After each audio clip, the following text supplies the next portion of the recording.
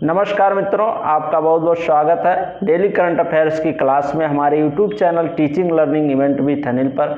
आइए आज daily current affairs की क्लास में टॉप 10 महत्वपूर्ण करंट अफेयर्स हम लोग पढ़ेंगे। तो आइए देखते हैं। पहले उस प्रश्न का जवाब देखेंगे जो मैंने कल के वीडियो में लास्ट में एक प्रश्न मैं डेली देता हूं, उसका जवाब पहले देखा जाए। जो मैंने कल पूछा था उसका कमेंट बॉक्स में आपको जवाब देना था, उस प्रश्न का जवाब हम बताएंगे। उसके बाद से आज के सेशन को शुरू किया जाएगा, टॉप 10 प्रश्नों की श्रृंखला को। तो आइए देखते हैं कल का सवाल क्या था। प्रश्न, हाल ही में बीसीसीआई के अंतरिम सीईओ किसे नियुक्त किया गया है। ठीक, तो इसका आंसर है कल के प्रश्न का हेमांग अमीन। ठीक, हेमांग अमीन को अंतरिम सीईओ के रूप में नियुक्त किया गया है। और बीसीसीआई के बारे में विस्तृत रूप से जान लेते हैं। ठीक, तो भारत में होने वाले क्रिकेट मैच को रेगुलेट करती है। ठीक, बीसीसीआई जो है भारत में जो भी क्रिकेट मैच होते हैं उनको ये रेगुलेट करती है, जैसा कि इसका फुल फॉर्म होता है board of control for cricket in India. यानी भारत में होने वाले मैचों को जो नियंत्रित करती है बोर्ड, उसी को बीसीसीआई कहा जाता है। इसी प्रकार से भारत में होने वाले क्रिकेट मैच को ये रेगुलेट करती है। इसकी स्थापना कब हुआ है? 1928 में। अध्यक्ष कौन है? सौरभ गांगुली। सचिव जय शाह हैं। और सीईओ हाल ही में हेमांग अमीन अंतरिम रूप से नियुक्त हुए। पहले कौन थे सीईओ? पहले सीईओ थे राहुल जौहरी। ठीक, उन्हीं के स्थान पर इनको अंतरिम सीईओ के रूप में नियुक्त किया गया हेमांग अमीन को, ये ध्यान दीजिएगा। और बीसीसीआई का मुख्यालय कहाँ स्थित है? मुख्यालय है मुंबई में। मुंबई में इसका मुख्यालय स्थित है। ठीक, तो ये रहा कल के प्रश्न का जवाब। अब आइए आगे आज के प्रश्नों की श्रृंखला को शुरू करते हैं। आइए नेक्स्ट करंट अफेयर देखते हैं। और बता दें मित्रों, जो नए लोग हैं चैनल को सब्सक्राइब कर लीजिए। ठीक, और अन्य मित्रों के पास भी अपने शेयर कर दीजिए, जिससे सभी लोग इस सेशन से अवगत हो चुके हैं और डेली इस करंट अफेयर्स की क्लास को पढ़ें। और मैं बहुत ही सिलेक्टेड प्रश्न लेकर के आता हूँ आपकी आगामी शिक्षक भर्ती परीक्षा, बीएड एंट्रेंस एग्जाम और अन्य प्रतियोगी परीक्षाओं की दृष्टि से 10 महत्वपूर्ण सिलेक्टेड करंट अफेयर्स मेरी क्लास में रहते हैं। ठीक, तो आप लोग वीडियो को देखा करें, अच्छा लगे तो लाइक भी कर दिया करें और शेयर कर दिया करें और मित्रों के पास, और चैनल पर नए हैं तो सब्सक्राइब कर लीजिए। तो आइए देखते हैं, आज के सेशन को शुरू करते हैं। पहला प्रश्न है, हाल ही में छात्रों के लिए मनोदर्पण पहल का शुभारंभ किसने किया है। ठीक, हाल ही में छात्रों के लिए मनोदर्पण पहल, ये ध्यान दीजिए कौन सा पहल है? मनोदर्पण नाम है पहल का। ये शुभारंभ किसके द्वारा किया गया इसका? तो इसका आंसर है रमेश पोखरियाल निशंक जी के द्वारा इस कार्यक्रम का शुभारंभ किया गया, मनोदर्पण पहल का। इसके बारे में विस्तृत रूप से देख लेते हैं, ये क्यों शुरू किया गया ये पहल, क्या उद्देश्य है इसका। तो कोविड-19 संक्रमण के दौरान छात्र छात्राओं की बढ़ती मानसिक परेशानियों के समाधान के लिए मानव संसाधन विकास मंत्रालय ने मनोदर्पण कार्यक्रम की शुरुआत की है। ठीक, और सेकंड पॉइंट देख लेते हैं, रमेश पोखरियाल निशंक हमारे देश के केंद्रीय मानव संसाधन विकास मंत्री हैं। ठीक, ये जो रमेश पोखरियाल निशंक है ये क्या है? हमारे देश के केंद्रीय मानव संसाधन एवं विकास मंत्री हैं। और इन्हीं के द्वारा हाल ही में ठीक कोविड-19 संक्रमण के दौरान छात्र छात्राओं की बढ़ती मानसिक परेशानियों के समाधान के लिए मनोदर्पण कार्यक्रम का शुभारंभ किया गया है। ठीक, अब आइए नेक्स्ट करंट अफेयर देखते हैं। भारत के पहले सार्वजनिक इलेक्ट्रिक वाहन ईवी यानी इलेक्ट्रिक वैन चार्जिंग प्लाजा का उद्घाटन कहाँ पर किया गया है। ठीक, तो ये किया गया है आंसर इसका नई दिल्ली में। ठीक, भारत के पहले सार्वजनिक इलेक्ट्रिक वाहन चार्जिंग प्लाजा। ठीक, सार्वजनिक इलेक्ट्रिक वाहन मैंने सभी लोग के रूप से सार्वजनिक है, कोई भी वहाँ पर जाके अपनी वैन को चार्ज कर सकता है, इलेक्ट्रिक वैन को चार्ज के। प्लाजा का शुरुआत किया गया है चार्जिंग प्लाजा का। ठीक, तो ये किया गया है नई दिल्ली में। और इसके बारे में और विस्तृत रूप से जान लेते हैं। एनर्जी एफिशिएंसी, ऊर्जा दक्षता को बढ़ाने और इलेक्ट्रिक मोबिलिटी को बढ़ावा देने के लिए केंद्रीय ऊर्जा मंत्री आर.के. सिन्हा, यहाँ से देख लीजिए केंद्रीय ऊर्जा मंत्री कौन है? आर.के.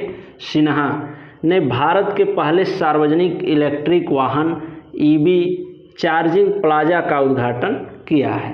ठीक, तो ये किनके द्वारा किया गया, कहाँ पर किया गया, तो केंद्रीय ऊर्जा मंत्री जो हैं आर.के. सिन्हा, उन्हीं के द्वारा नई दिल्ली में इस चार्जिंग प्लाजा का उद्घाटन किया गया है। सार्वजनिक इलेक्ट्रिक वाहन को चार्ज करने के लिए चार्जिंग प्लाजा का उद्घाटन किया गया है। ठीक, अब आइए नई दिल्ली के बारे में कुछ महत्वपूर्ण तथ्य जान लेते हैं जो आपकी परीक्षा के दृष्टि से बेहद इम्पोर्टेंट हैं। मुख्यमंत्री कौन है, अरविंद केजरीवाल हैं। ये किस पार्टी से हैं, ये आप पार्टी से हैं, आम आदमी पार्टी से। ठीक, और ये 3 बार लगातार दिल्ली के सीएम बने हैं। ठीक, और उपराज्यपाल कौन है, अनिल बैजल हैं। पहली महिला शासिका यहाँ की कौन रही, रजिया सुल्तान। 2 पड़ोसी राज्य इसके जान लेते हैं कौन कौन है, हरियाणा और उत्तर प्रदेश हैं। लोकसभा में 7 सीटें हैं, राज्यसभा में 3 सीटें हैं और विधानसभा में 70 सीटें हैं। ठीक, तो ये रहा नई दिल्ली के बारे में कुछ महत्वपूर्ण तथ्य जो आपकी परीक्षा के दृष्टि से इम्पोर्टेंट है, मैंने बता दिया। और यहाँ के शिक्षा मंत्री जान लेते हैं कौन है, तो शिक्षा मंत्री हैं मनीष सिसोदिया। ठीक, शिक्षा मंत्री हैं दिल्ली के मनीष सिसोदिया।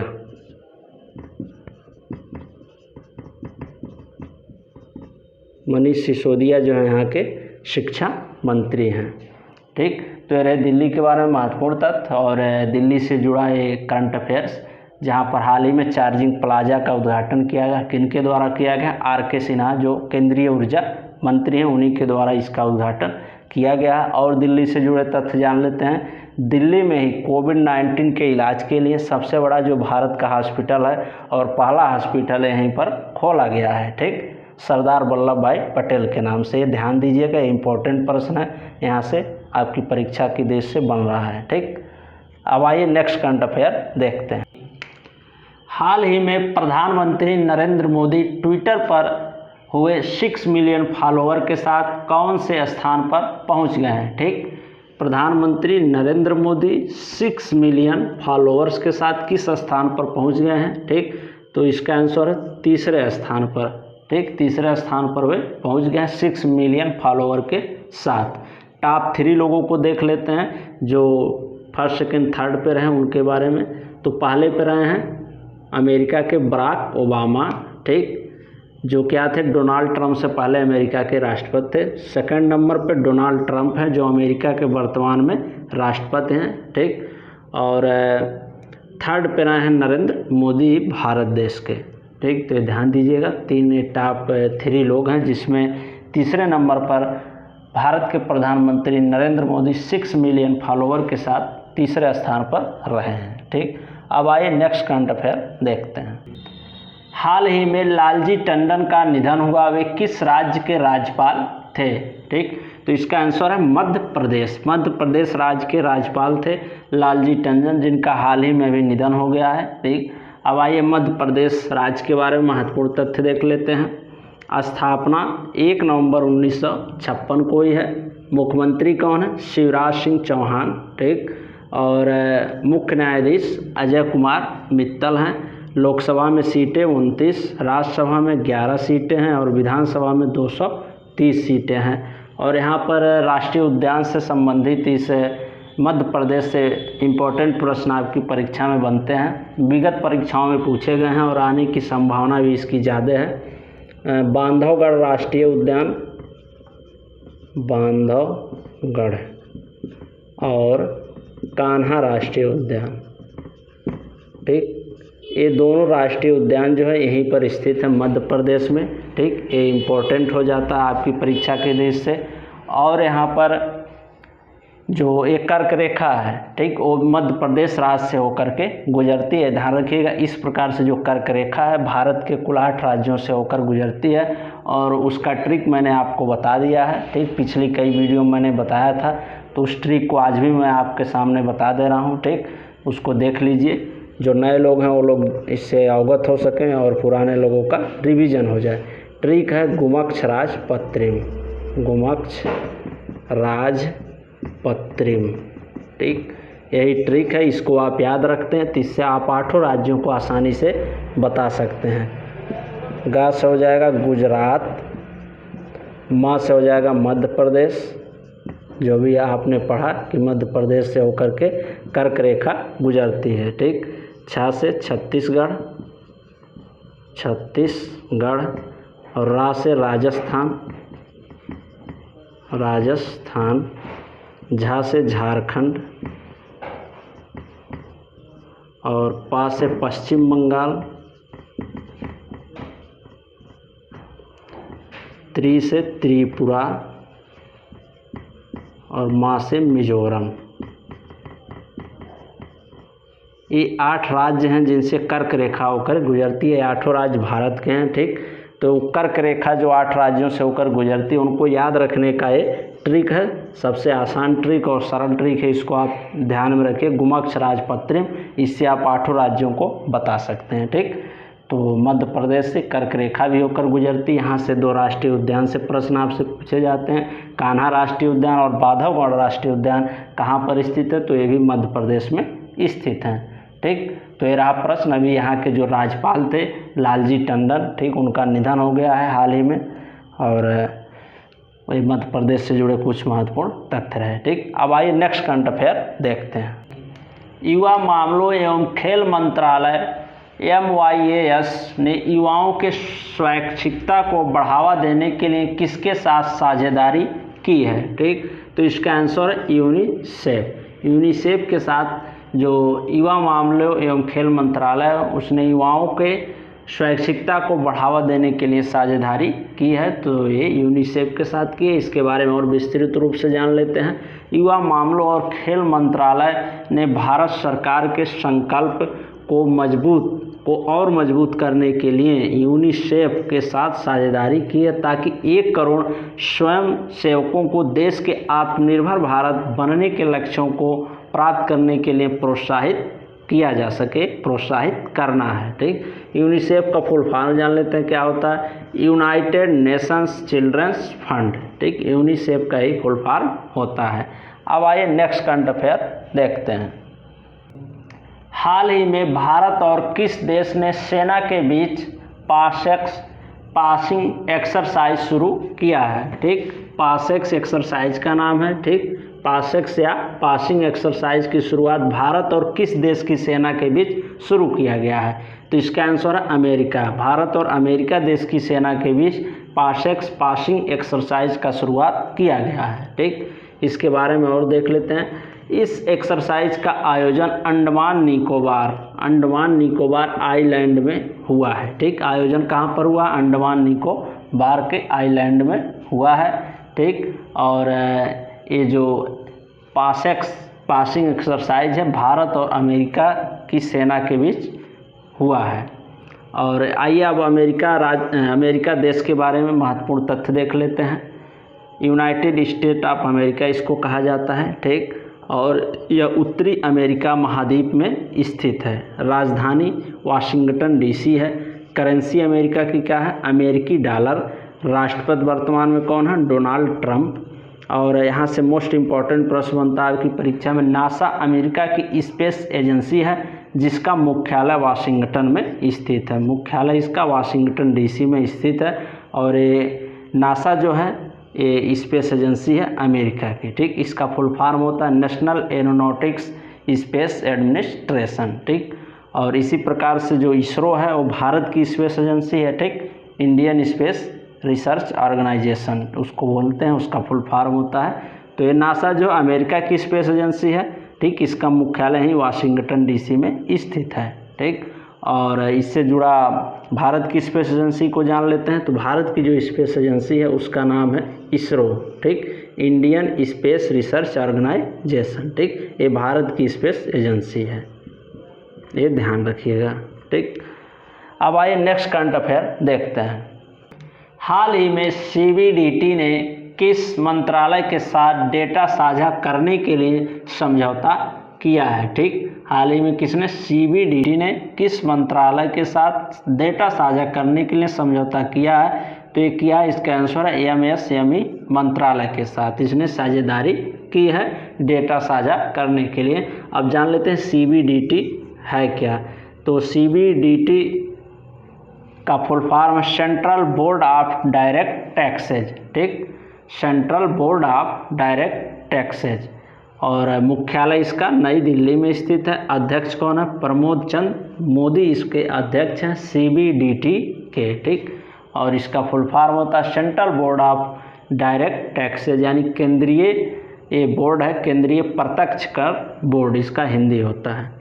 और जान लेते हैं नितिन जयराम गडकरी हमारे देश के केंद्रीय सूक्ष्म लघु और मध्यम उद्यम मंत्री हैं, ठीक। कौन है? नितिन जयराम गडकरी, इनका पूरा नाम है। नितिन गडकरी नाम से आपको ज़्यादा जगह मिलता है नाम इनका, लेकिन फुल नाम इनका है नितिन जयराम गडकरी, ठीक। और ये केंद्रीय सूक्ष्म लघु और उद्यम मंत्री हैं, ठीक। तो आइए अब नेक्स्ट करंट अफेयर देखते हैं। हाल ही में फीफा ने 2020 का विश्व कप किस देश में आयोजित करने की घोषणा की है, ठीक। फीफा ने 2020 का जो विश्व कप है वो किस देश में आयोजित करने की घोषणा की है? इसका आंसर है कतर में, ठीक। कतर देश में आयोजित करने की घोषणा की है फीफा ने 2020 का विश्व कप, ठीक। अब आइए फीफा के बारे में जान लेते हैं विस्तृत रूप से। फीफा है क्या चीज़? तो पूरे विश्व में फुटबॉल खेल को फीफा रेगुलेट करती है, जिस प्रकार से जो कि आज क्रिकेट मैच है पूरे विश्व में ICC रेगुलेट करती है, ठीक। उसी प्रकार से फुटबॉल जो खेल होते हैं उसको फीफा पूरे विश्व में जो भी फुटबॉल खेल होते हैं उसको रेगुलेट करती है। इसकी स्थापना जान लेते हैं कभी? 21 मई 1904 को। मुख्यालय इसका कहाँ स्थित है? ज्यूरिख स्विट्जरलैंड में, ठीक। और अध्यक्ष कौन है इसके? जियानी इन्फेंटिनी, ठीक। इसके अध्यक्ष हैं फीफा के, ये ध्यान रखिएगा। तो फीफा ये इम्पोर्टेंट प्रश्न है, ठीक। फीफा ने 2020 का जो विश्व कप है किस देश में आयोजित करने की बात कही है? तो ये कतर देश में आयोजित होगा, ठीक। अब आइए नेक्स्ट करंट अफेयर देखते हैं। हाल ही में नेल्सन मंडेला पुरस्कार 2020 से किसे सम्मानित किया गया है, ठीक। नेल्सन मंडेला पुरस्कार 2020 से किसे सम्मानित किया गया है? तो ये दो लोगों को संयुक्त रूप से सम्मानित किया गया है। पहले हैं मोरिशाना कोएट और मोरियाना वर्दीनायनिस, ठीक। इन दो लोगों को संयुक्त रूप से इस पुरस्कार से सम्मानित किया गया है। अब ये पुरस्कार दिया क्यों जाता है इसके बारे में जान लेते हैं। नेल्सन मंडेला पुरस्कार उन लोगों को दिया जाता है जो मानवता की सेवा के लिए अपना जीवन समर्पित करते हैं, ठीक। और यह दिवस प्रत्येक वर्ष 18 जुलाई को मनाया जाता है, ठीक। अब आइए नेक्स्ट करंट अफेयर देखते हैं। हाल ही में किस IIT ने शुद्ध नामक एक सैनिटाइजिंग डिवाइस को विकसित किया है, ठीक। किस IIT ने शुद्ध नामक सैनिटाइजिंग डिवाइस को विकसित किया है? तो ये किया गया IIT कानपुर के द्वारा, ठीक। इस डिवाइस को विकसित किया गया है, शुद्ध नामक डिवाइस है, उसका नाम है शुद्ध। इस डिवाइस में 15 वाट की 6 अल्ट्रा वायलेट लाइट्स हैं जिन्हें दूर से ही व्यक्तिगत पर्सनली रूप से आप मॉनिटरिंग कर सकते हैं, मॉनिटरिंग किया जा सकता है, ठीक। इसकी यही विशेषता है कि इस डिवाइस में 15 वाट की 6 क्या लगी हैं? अल्ट्रा वायलेट लाइटें लगी हैं, ठीक। जिन्हें दूर से ही आप पर्सनली खुद ही मॉनिटर कर सकते हैं, ठीक। तो ये शुद्ध नामक ये सैनिटाइजिंग डिवाइस है जो IIT कानपुर के द्वारा विकसित किया गया है।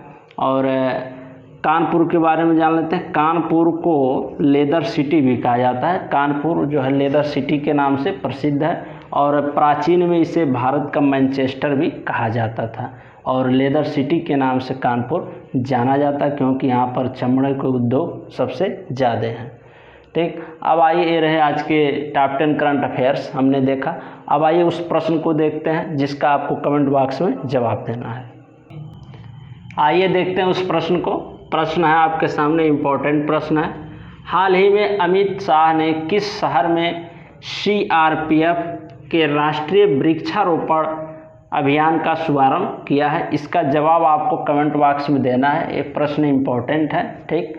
तो इसके बारे में जितना भी आप विस्तृत रूप से जान रहे हो इसके बारे में कमेंट बॉक्स में लिखिए और इसके आंसर को बताइए, ठीक। और डेली मैं वीडियो के लास्ट में एक प्रश्न देता हूं जो आपके आने वाली प्रतियोगी परीक्षाओं के लिए अति संभावित प्रश्न होते हैं, उसमें से सिलेक्टेड एक प्रश्न मैं डेली देता हूं जिससे जो मुझसे पुराने लोग जुड़े हुए हैं उनका लगातार रिवीजन होता रहे, ठीक। पिछले प्रश्नों का, और जो नए लोग हैं इस प्रश्न से अवगत हो सके, वो भी इन प्रश्न को जान सकें। ठीक, तो ठीक मित्रों, आपसे रिक्वेस्ट है हमारे चैनल को सब्सक्राइब कर लीजिए और अन्य मित्रों के पास शेयर अवश्य कर दिया करें। और वीडियो से अगर आपको तैयारी में थोड़ा सा भी हेल्प मिल रहा हो तो आप लाइक कर दिया करें। और अभी से तैयारी में आप जुट जाइए, चीज़ों को वेट मत करिए कब होंगी कब नहीं आएंगी वैकेंसी, क्या होगा। आप अपना कर्तव्य निभाते रहिए, अपनी चीज़ों को नियमतः करते रहिए। लॉकडाउन है, घर पर रहिए, सुरक्षित हैं। ठीक, सुरक्षित रहिए और चीज़ों को करते रहिए। विद्यालय जाना नहीं और सब कार्य करना नहीं है, तो पढ़ाई कम से कम जो डेली बेसिस करंट अफेयर्स हैं और सब चीज़ें, इसको तैयार रखिए ताकि आगामी परीक्षाएं जो भी आएँ आप उसमें एक अच्छा प्रदर्शन कर सके और चीज़ों को उस समय ज़्यादा पढ़ने की ज़रूरत ना रहे, आप रिवीजन के माध्यम से एक बेहतरीन तैयारी आने वाले समय में कर सकें। ठीक, धन्यवाद मित्रों। चैनल को सब्सक्राइब कर लीजिए और अन्य मित्रों के पास भी शेयर कर दीजिए। कल मिलते हैं नेक्स्ट करंट अफेयर वीडियो के साथ।